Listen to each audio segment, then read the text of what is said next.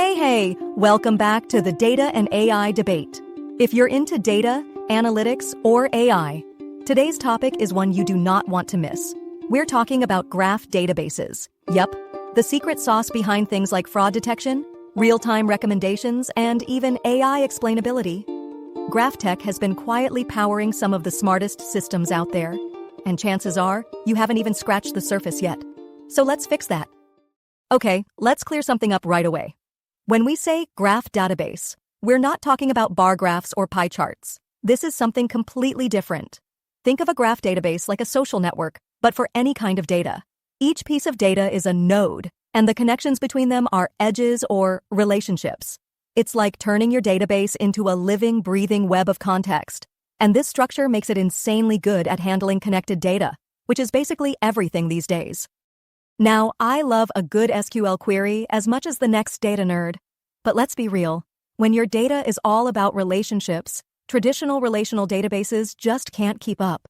They're fine when you're doing straightforward tabular stuff, but try modeling complex networks, like tracking supply chain risks or mapping out a customer journey, and suddenly you're writing 12 joins and praying it won't crash. That's where graph databases shine. They're built for connections. It's like switching from a flip phone to a smartphone. Same concept, whole new world. So how does all this magic actually work? Most graph databases use something called the property graph model.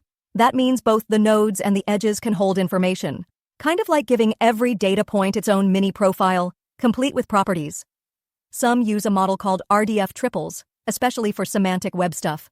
And instead of SQL, they've got their own languages, like Cypher, shout out to Neo4j fans, Gremlin, or SparkQL if you're into linked data. It's a different mindset, but once you get the hang of it, it's super powerful. All right, time to name names. Let's talk about some of the top vendors in the graph database space right now. Neo4j is still the go-to for many. It's mature, powerful, and has a solid community. Tigergraph? That one's built for serious real-time graph analytics at scale. Super fast, super scalable.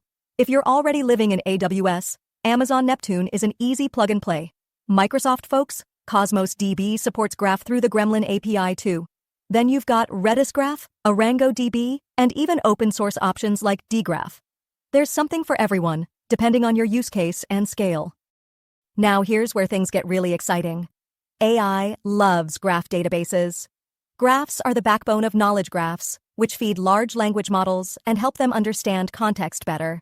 They're also amazing at detecting fraud by mapping unusual patterns across users, devices, and transactions. Recommendation engines? Way smarter with Graph. You're not just saying, people who bought this also bought that. You're understanding behavior, social connections, purchase intent, all in real time. And bonus? They're super explainable. You can literally follow the path that led to a decision. No more black box AI. Let's bring it home with some real-world stories.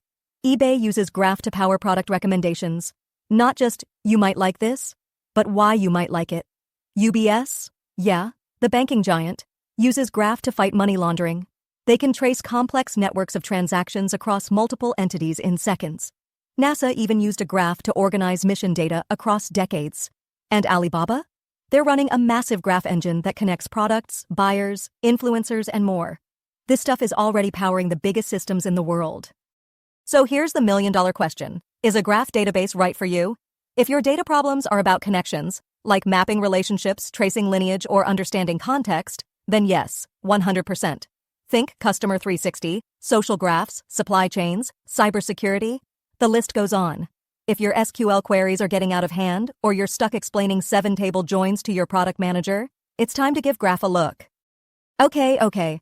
Before you go spinning up clusters, let's talk trade-offs. Graph databases are powerful, but they do come with a learning curve. The query languages are different. The modeling mindset is different. And performance depends a lot on how you model things. Also, while talent is growing, it's still a niche skill. So onboarding your team might take a little investment. But if your use case justifies it, totally worth it. And that's a wrap on today's debate.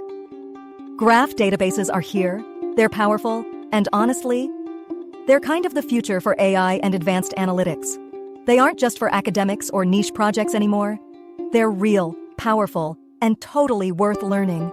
If you've got a use case in mind or want me to dive deeper into a vendor like Neo4j or Tigergraph, drop a comment. I'm always down to go nerdy on this stuff. Don't forget to like, subscribe, and hit that bell so you don't miss the next drop. This is the Data and AI Debate, where we unpack the tech, challenge the hype, and help you stay ahead.